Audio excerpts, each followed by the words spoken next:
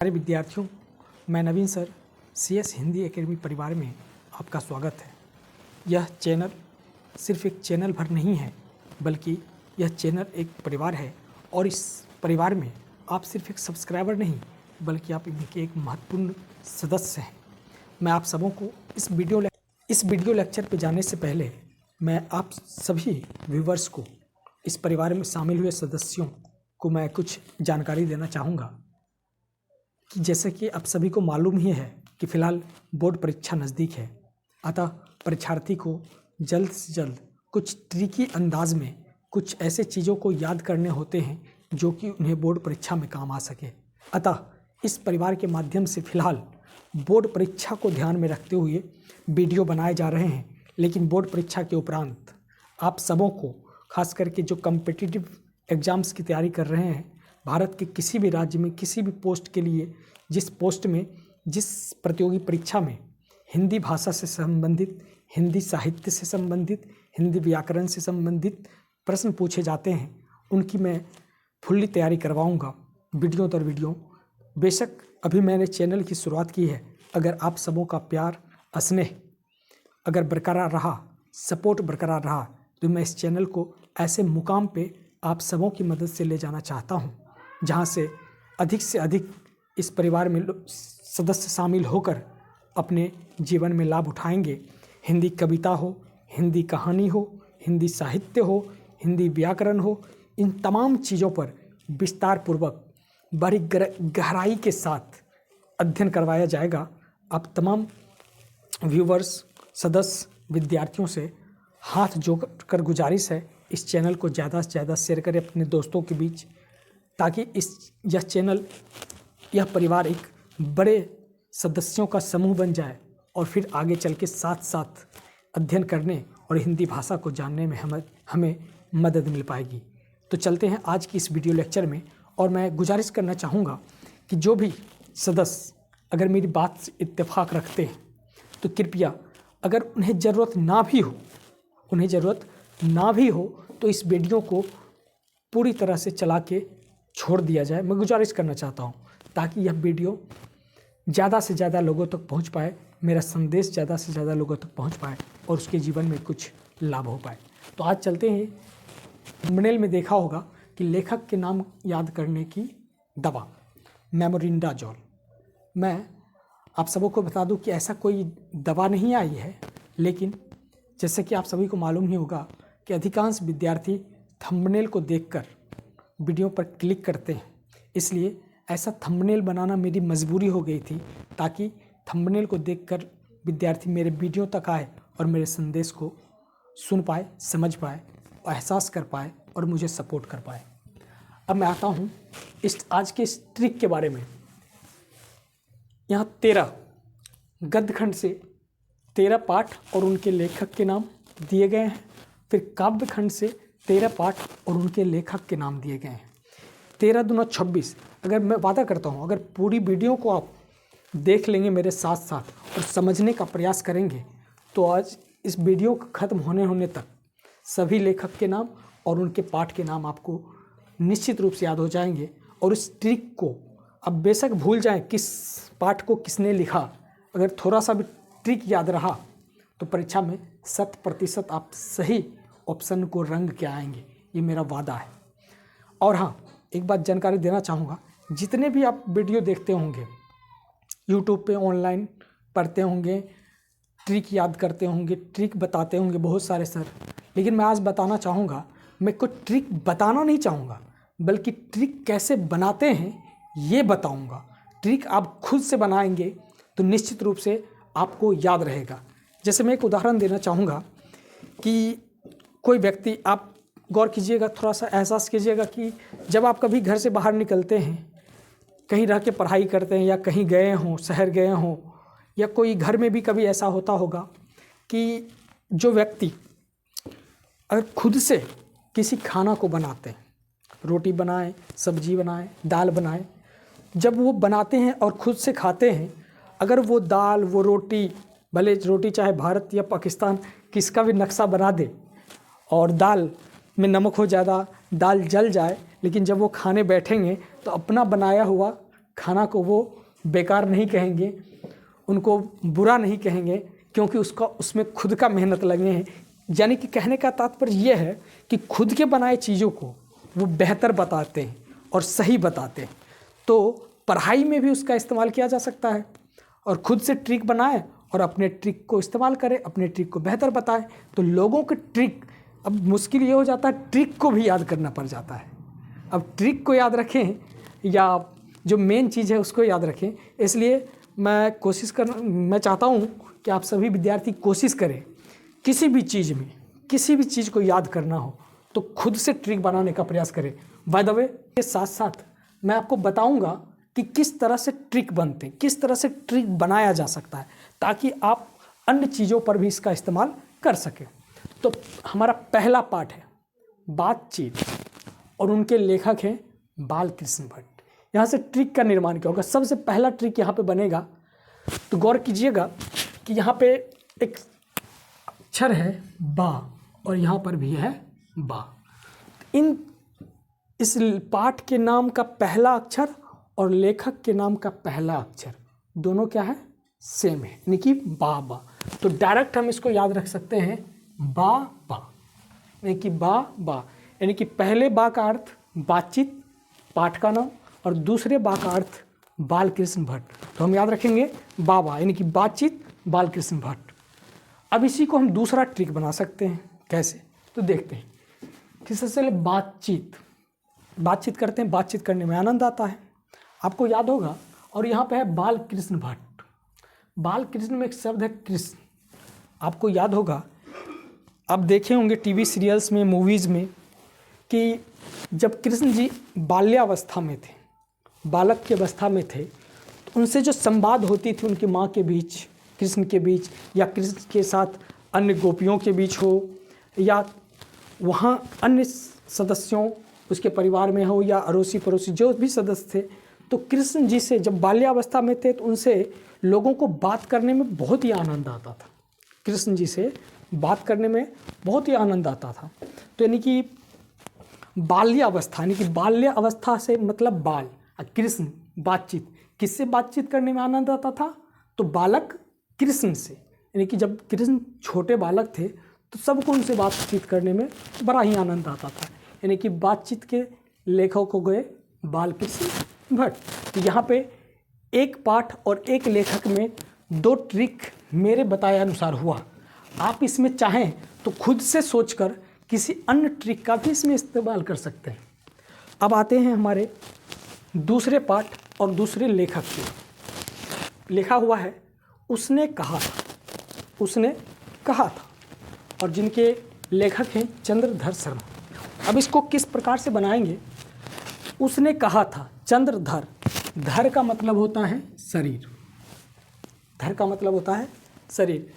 तो कोई है क्या, जब हम दो व्यक्ति आपस में बात कर रहे होते हैं तो किसी के बारे में बात करते हैं कि फलना ने कहा तुम्हारे बारे में ऐसा, या उसने कहा तुम्हारे बारे में ऐसा। तो किसी ने कहा, दो व्यक्ति आपस में बात कर रहे हैं और उसने कहा सामने वाले व्यक्ति से कि उसने कहा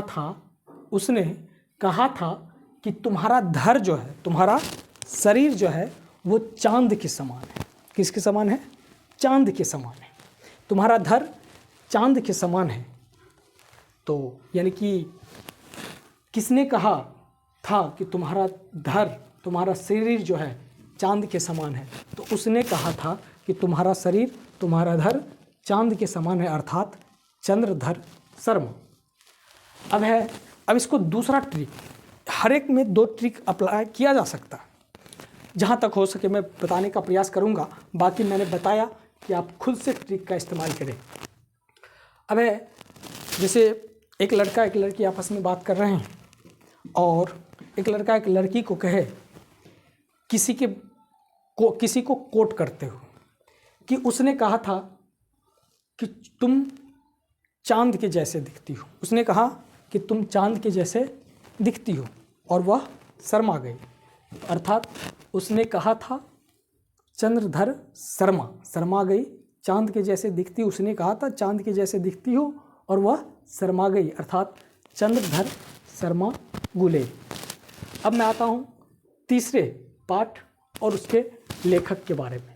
लिखा हुआ है संपूर्ण क्रांति। संपूर्ण क्रांति के लेखक हैं जयप्रकाश नारायण। आपने बचपन में एक फिल्म देखे होंगे टीवी सीरियल्स में, या कभी सुने होंगे कि एक राम की सीरियल आती थी रामायण, संपूर्ण रामायण करके, जो कि बहुत ही फेमस हुआ। वह धारावाहिक जो कि लोगों के घर घर तक पहुंची और लोगों ने अपने जीवन में उस धारावाहिक का बहुत ही आनंद लिया। तो उसका नाम था संपूर्ण रामायण। तो इसमें पाठ के नाम है संपूर्ण क्रांति। तो संपूर्ण रामायण यानी कि रामायण से हम लेंगे नारायण, रामायण नारायण यानी कि संपूर्ण रामायण यानी कि संपूर्ण क्रांति नारायण। संपूर्ण क्रांति किसने लिखे? तो जयप्रकाश नारायण। संपूर्ण रामायण, संपूर्ण नारायण, संपूर्ण रामायण, संपूर्ण नारायण यानी कि संपूर्ण क्रांति के लेखक जयप्रकाश नारायण। अब इसका दूसरा पहलू हम देखेंगे कि जब कोई क्रांति होती है, लोग इकट्ठे होते हैं, अधिक से अधिक लोग इकट्ठे होते हैं, किसी चीज़ के लिए क्रांति करते हैं और उसमें अक्सर क्या लगाते हैं? नारे लगाते हैं, जयकारा लगाते हैं। तो हम याद रखेंगे संपूर्ण क्रांति की जय, संपूर्ण क्रांति की जय यानी कि संपूर्ण क्रांति के लेखक हैं जैसे जयप्रकाश नारायण। अब बात करते हैं अपने चौथे पाठ के नाम और उनके लेखक के नाम। अब यहाँ पर लिखा हुआ अर्धनारीश्वर और इनके लेखक है रामधारी सिंह दिनकर। इसको हम लिंक करेंगे, सवाल और जवाब को लिंक करते हुए याद करने की कोशिश करेंगे। और इसका लिंक अप कहाँ पे हो सकता है? तो कम से कम 3 बार इसको रिवीजन करेंगे। अर्धनारी रामधारी, अर्धनारी रामधारी, अर्धनारी रामधारी, ऑटोमेटिक याद हो जाएगा। अर्धनारी रामधारी, अर्धनारी रामधारी यानी कि अर्धनारीश्वर के लेखक हैं रामधारी सिंह दिनकर। अर्धनारी रामधारी। अब 3 से 4 बार इसको रिवीजन कर ले। अर्धनारी रामधारी, अर्धनारी रामधारी, निश्चित रूप से आपको हमेशा हमेशा के लिए याद हो जाएगा। अब है रोज पाठ के लेखक हैं सच्चिदानंद, हीरानंद, वात्स्यायन, अज्ञ। अब है रोज से, जैसे रोज अर्थात डेली, तो इसमें हम बोल सकते हैं रोज हमें सच्ची बातें बोलनी चाहिए, रोज हमें सच्ची बातें बोलनी चाहिए। जैसे सदा सत्य बोलना चाहिए, हमें सदा सत्य बोलना चाहिए, सदैव सत्य बोलना चाहिए। तो रोज हमें सच्ची बातें बोलनी चाहिए। हमको चाहिए कि रोज हम सच्ची बातें बोलें। तो रोज क्या बोलनी चाहिए? सच्ची बातें बोलनी चाहिए। यानी कि रोज के लेखक सच्चिदानंद, हीरानंद, वात्स्यायन, अज्ञ। सिर्फ सच्ची याद रखेंगे, सच्चिदानंद याद रखेंगे, बाकी इनको याद नहीं भी रखेंगे तो कोई दिक्कत वाली बात नहीं है। तो रोज हमें कैसी बातें बोलनी चाहिए? सच्ची बातें बोलनी चाहिए। और आपको एक और ट्रिक इसमें बताना चाहूँगा कि रोज अज्ञ से कुछ अजय का नाम सेट कर रहा होगा दिमाग में। अज्ञ अजय यानी कि रोज हमें अजय देवगन की फिल्म देखनी अच्छी लगती है। रोज हमें अजय देवगन की फिल्म अच्छी लगती है। तो रोज हमें किसकी फिल्म देखनी अच्छी लगती है? तो अजय की फिल्म देखनी अच्छी लगती है। तो यहाँ से भी हम ले सकते हैं रोज का अज्ञ। और रोज यज्ञ नहीं होते, रोज यज्ञ नहीं होते अर्थात कह सकते हैं हमें रोज यज्ञ करने चाहिए, हमें रोज यज्ञ करने चाहिए, हमें रोज यज्ञ करने चाहिए। यानी कि रोज के लेखक हैं सच्चिदानंद, हीरावात्स्यायन। रोज के लेखक हैं सच्चिदानंद, हीरानंद, वात्स्यायन, अज्ञ। यानी कि रोज हमें यज्ञ करनी चाहिए, यानी कि रोज हमें यज्ञ करनी चाहिए, या रोज हमें सच बोलने चाहिए। रोज हमें यज्ञ करनी चाहिए या रोज हमें सच्ची बातें बोलनी चाहिए। तो रोज हमें सच्ची बोलनी चाहिए तो रोज से सच्चिदानंद, और रोज हमें यज्ञ करना चाहिए यानी कि रोज के लेखक अज्ञ जी हैं। अब है पाठ नंबर 6, एक लेख और एक पत्र। भगत सिंह, जिनके लेखक हैं भगत सिंह, यानी कि एक लेख और एक पत्र हमारे वीर शहीद भगत सिंह के नाम लिखेंगे। एक पत्र और लेख किसके नाम लिखेंगे? तो हमारे वीर शहीद भगत सिंह के नाम लिखेंगे। जैसे कि परीक्षाओं में आता महात्मा गांधी पर लेख लिखें, डॉक्टर राजेंद्र प्रसाद पर लेख लिखें, तो उसी प्रकार से हम कह सकते हैं कि भगत सिंह पर लेख लिखें। उसी प्रकार से हम कह सकते हैं कि भगत सिंह पर लेख लिखें। एक लेख और एक पत्र किसके नाम लिखेंगे? भगत सिंह के नाम। किसके नाम पे हम लेख लिखेंगे? तो भगत सिंह के नाम पर, यानी कि एक लेख और एक पत्र के लेखक हो गए भगत सिंह। अब है ओ सदा नीरा। ओ सदा नीरा, नीरा का अर्थ होता है जल, नीर का अर्थ होता है जल, यानी कि ओ सदा। तो अब हम लोग जब जाते हैं स्नान करने के लिए स्नान घर में, तो अधिकांश लोग, हम सब में से अधिकांश लोग सबसे पहले जल को लेते हैं और सबसे पहले कहाँ से डालना शुरू करते हैं? माथे से डालना शुरू करते हैं, यानी कि नीरा। नीरा से याद रखेंगे नीर, नीर का अर्थ जल, यानी कि स्नान घर में हम जाते हैं जब, तो सबसे पहले जल को कहाँ से डालना शुरू करते हैं? अधिकांश लोग अपने माथे से डालना शुरू करते हैं, यानी कि नीरा। ओ सदा नीरा, नीरा का यानी कि माथुर, माथे से माथुर, माथे से याद रखेंगे माथुर, यानी कि ओ सदा नीरा के लेखक है जगदीश चंद्र माथुर। इसको दूसरे तरीके से भी याद किया जा सकता है कि हमें सदा जगदीश की पूजा करनी चाहिए, जगदीश भगवान की पूजा करनी चाहिए। आगे है सिपाही की माँ। सिपाही की माँ मोहन राकेश, यानी कि मोहन राकेश सिपाही हैं। जैसे सपोज दैट मान चलिए एक गांव में मोहन और राकेश नाम का लड़का हो, तो और वह सिपाही हो, उसकी माँ क्या कहलाएगी? सिपाही की माँ। एक मोहन राकेश नाम का लड़का गांव में सिपाही बन गया, और तो उसकी माँ ऑब्वियस रूप से क्या कहलाएगी? सिपाही की माँ। यानी कि मोहन राकेश नाम के 2 लड़के सिपाही हैं और उसकी माँ हो गई सिपाही की माँ। तो सिपाही की माँ याद रखेंगे मोहन राकेश। तो कौन है गांव के 2 लड़के सिपाही? मोहन राकेश, और उसकी माँ सिपाही की माँ कहलाएगी, अर्थात सिपाही की माँ मोहन राकेश। अब है प्रगीत और समाज।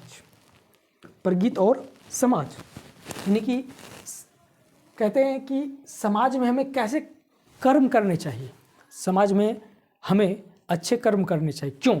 तो समाज में अच्छे कर्म करके ही अपने नाम को आगे बढ़ा सकते हैं, अपना नाम ऊंचा कर सकते हैं। समाज में अगर हम बुरे कार्य करेंगे तो कभी नाम ऊंचा नहीं हो सकता है। अर्थात प्रगीत और समाज, समाज में हमें कैसे कर्म करने चाहिए? अच्छे कर्म करने चाहिए। क्यों? ताकि उससे हमारा नाम हो सके, यानी कि समाज में अच्छे कर्म करने वालों का ही नाम होता है। अर्थात प्रगीत और समाज के लेखक नामवर सिंह, प्रगीत और समाज के लेखक नामवर सिंह। तो समाज में कैसा काम करना चाहिए? नाम बनाने के लिए अच्छे काम। समाज में नाम होने के लिए कैसा काम करना चाहिए? अच्छा काम करना चाहिए। तो अच्छा काम करके ही हम समाज में अपना नाम बना सकते हैं। अर्थात प्रगीत और समाज के लेखक नामवर सिंह हैं। अब है जूठन। जूठन के लेखक हैं ओम प्रकाश वाल्मीकि। वाल्मीकि जी जो हैं, महर्षि वाल्मीकि महर्षि लोग हैं, ऋषि लोग हैं, तो वो कभी जूठा खाना पसंद नहीं करते। महर्षि लोग, कौन ऐसे महर्षि होंगे, कौन ऐसे ऋषि होंगे जो जूठा खाना पसंद करेंगे? और महर्षि वाल्मीकि का नाम आपने सुना होगा, तो कौन जूठन खाना पसंद नहीं करते हैं? तो महर्षि वाल्मीकि जी।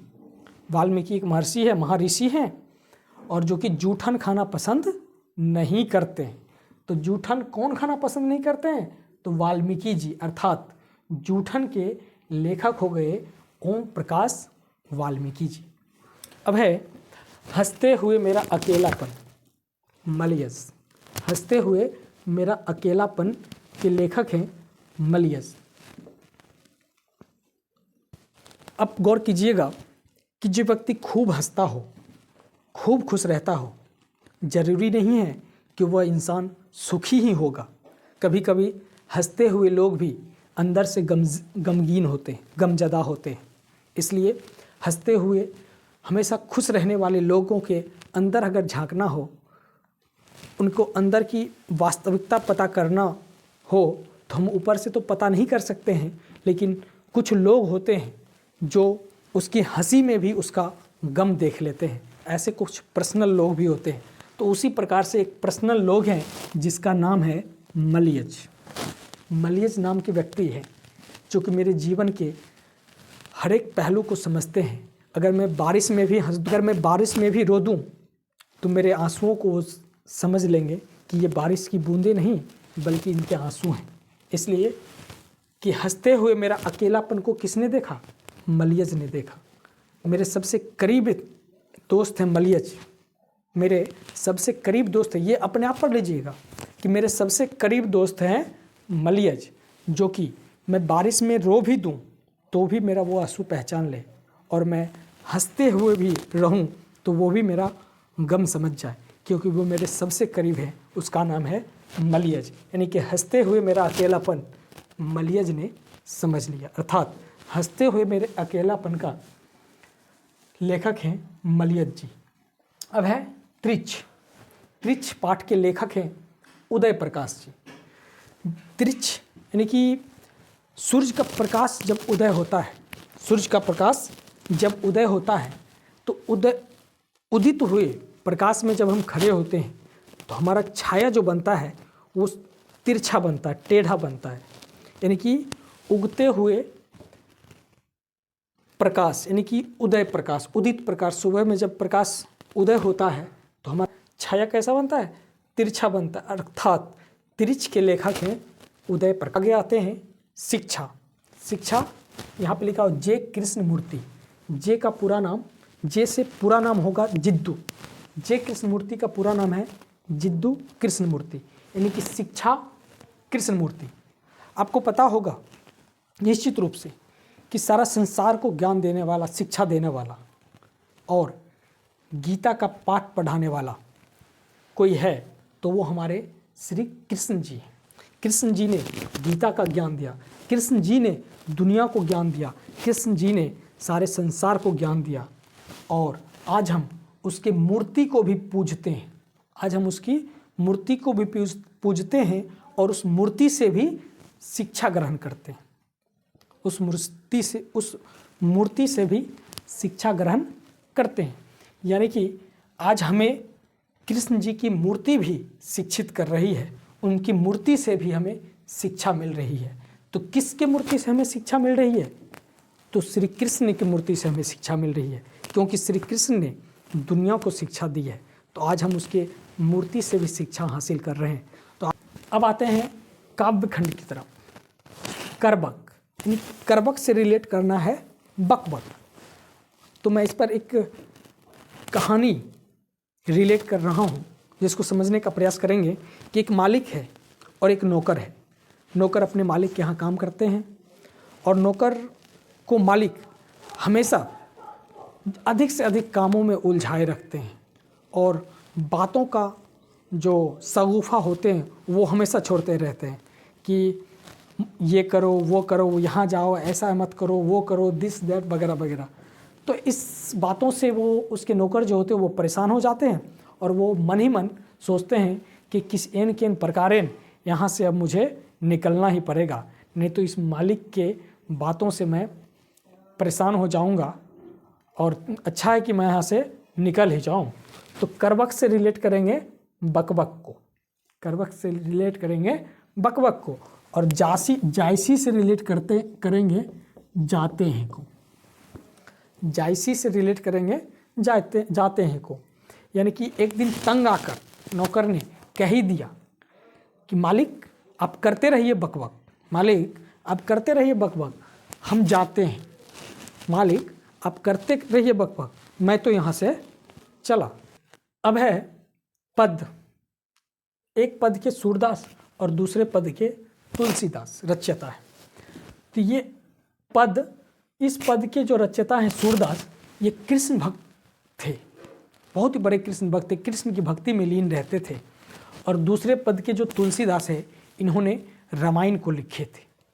यानी कि रामायण भक्त, राम भक्त कह सकते हैं तुलसीदास और कृष्ण भक्त कह सकते हैं सूरदास को, यानी कि पहले पद के लेखक सूरदास, यानी कि कृष्ण भक्ति से संबंधित, कृष्ण से संबंधित पद के बारे में अगर जिक्र हो तो सूरदास, और राम से संबंधित पद का अगर जिक्र हो तो उसमें तुलसीदास। यानी कि पद को हम रिलेट करेंगे, पद का अर्थ होता है पैर, पद का अर्थ होता है पैर, और यहाँ पे दोनों में दास है, एक में है सुर और तुलसी। सुर तो गणेश जी की भी होते हैं, यानी कि सुर पवित्र माना जाता है, हाथी के सुर होते हैं और हाथी का सर गणेश जी में लगा हुआ है, तो हाथी को हम देवता के रूप में मानते हैं। यानी कि हाथी को पैर नहीं लगना चाहिए, हाथी को सुर में तो खास करके पैर नहीं लगना चाहिए। और हम जानते हैं कि अपने घरों में तुलसी लगे होते हैं, तो तुलसी में भी पैर नहीं लगने चाहिए, नहीं तो अशुभ माना जाता है।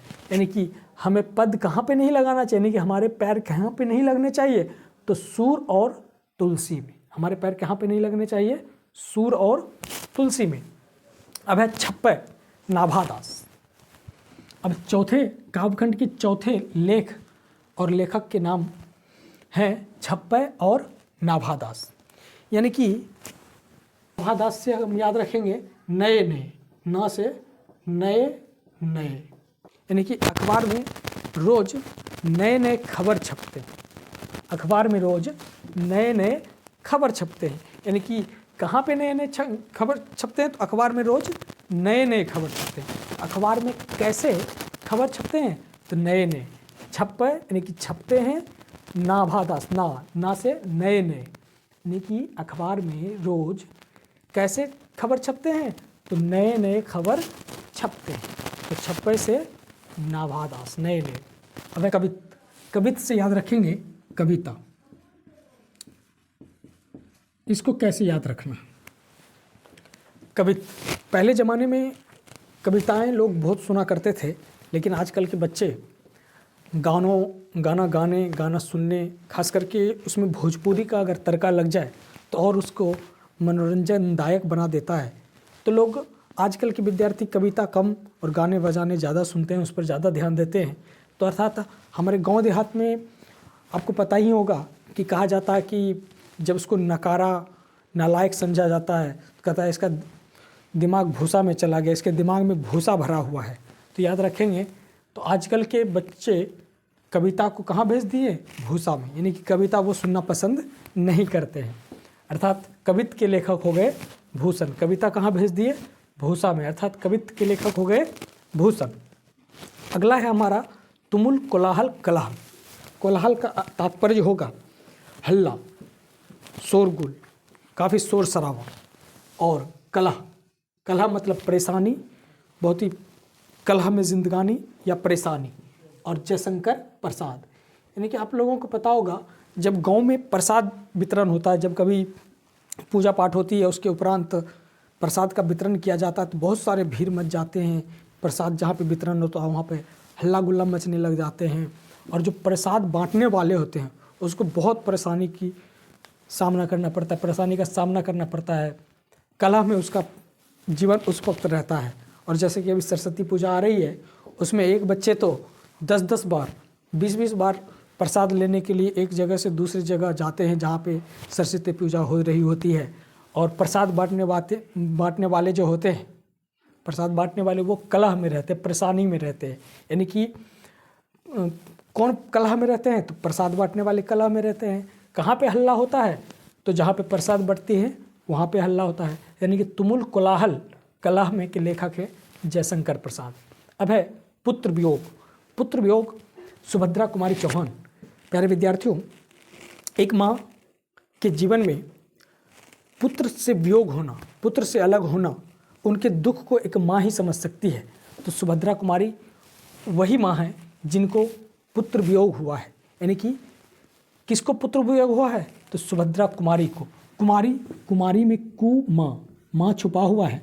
माँ से संबंध किसका है, पुत्र का। यानी कि पुत्र वियोग किसका हुआ है, तो सुभद्रा कुमारी को। पुत्र माँ, यानी कि पुत्र और माँ कुमारी, यानी कि पुत्र वियोग किसको हुआ है, तो सुभद्रा कुमारी चौहान को। अब है उषा से याद रखेंगे प्यारे विद्यार्थियों कि उषा का तात्पर्य, उषा का मतलब शाम से भी होता है। शाम की बेला को हम ऊषा की बेला भी कहते हैं, यानी कि ऊषा। इसमें देखिए शमशेर बहादुर सिंह, इसमें शमशेर है यानी कि ऊषा। शाम की बेला, शाम से हम शमशेर याद रख सकते हैं, शम यानी कि ऊषा के लेखक हो गए शमशेर बहादुर सिंह। इसको हम दूसरे शब्दों में कह सकते हैं ट्रिक के माध्यम में कि ऊषा नाम की एक लड़की है, बालिका है, जो कि बहुत ही बहादुर है। वो मुश्किल परिस्थितियों में डटकर सामना करती है, मुश्किल परिस्थितियों को डटकर हंसकर सामना करती है और अपनी बहादुरी का परिचय देती है। यानी कि ऊषा कैसी लड़की है, तो बहादुर लड़की है। तो याद रखेंगे ऊषा के लेखक हो गए शमशेर बहादुर सिंह। ऊषा शाम का तात्पर्य शमशेर सम, और ऊषा बहादुर कैसी लड़की है, तो बहादुर लड़की है। अब है जन जन का चेहरा एक, गजानन माधव मुक्तिबोध। तो जन जन याद रखेंगे, जन जन गजानन। तो इसको हम राइमिंग वर्ड में याद रख सकते हैं, जन जन गजानन, जन जन गजानन।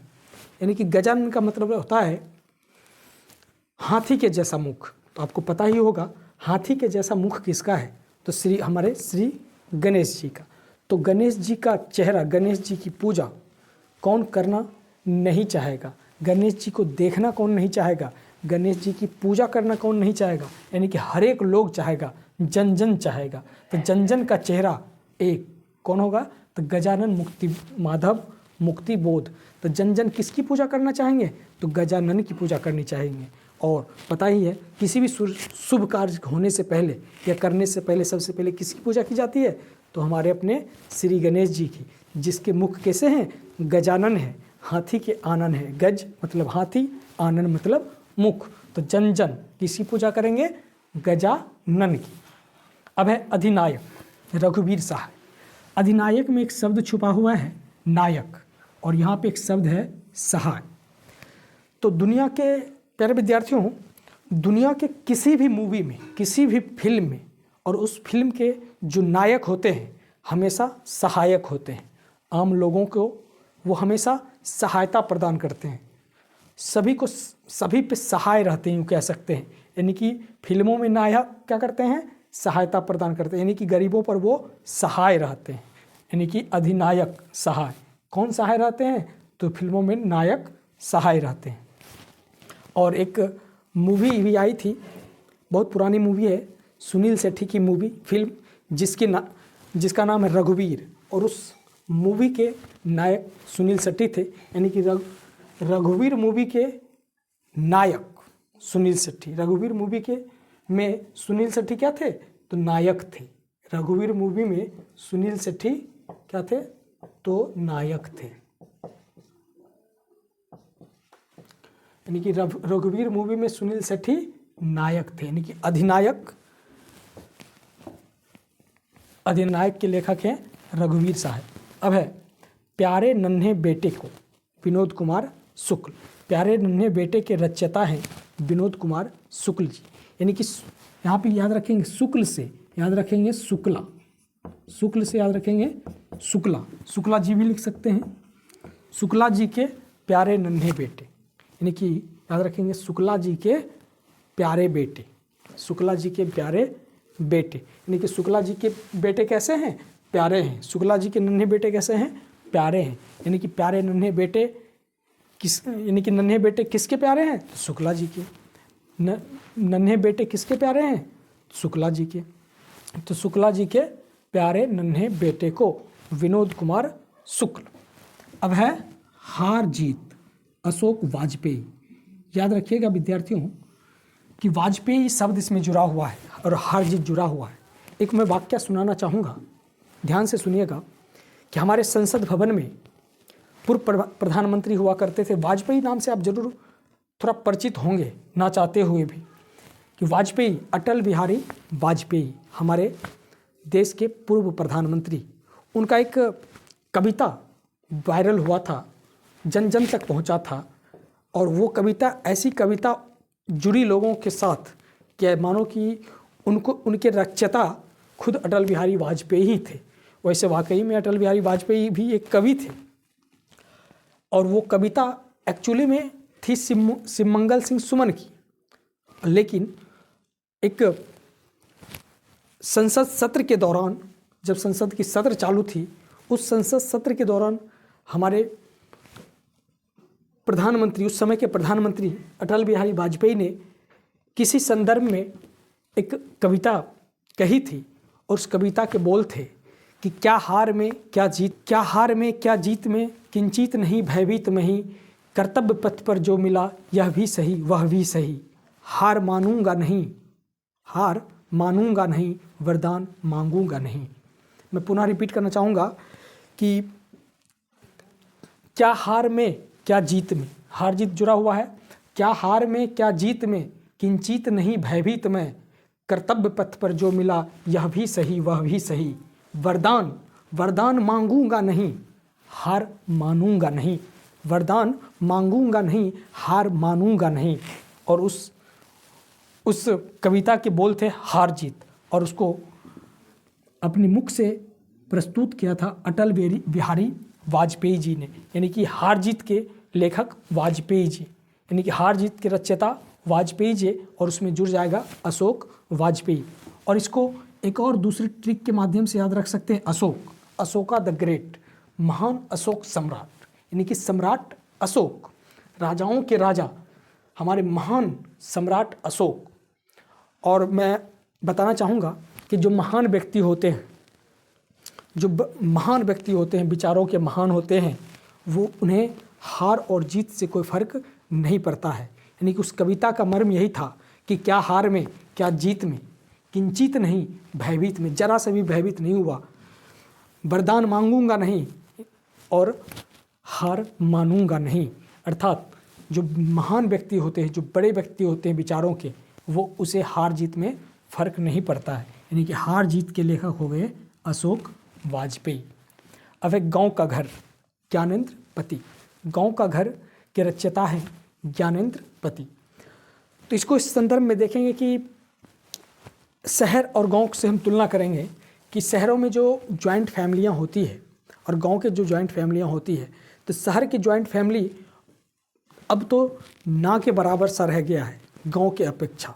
गांव में अभी भी जॉइंट फैमिली है जहां पे बड़े बुजुर्ग बच्चे सभी मिलजुल के रहते हैं, लेकिन शहरों में अपेक्षाकृत कम देखा जाता है। तो अर्थात शहरों में जो बच्चे होते हैं वो अपने बड़ों से वो अनुभव नहीं ले पाते, वो ज्ञान नहीं ले पाते हैं, लेकिन गाँवों के बच्चे अनुभव और ज्ञान अपने बुजुर्गों से ले पाते हैं गांव के घर में।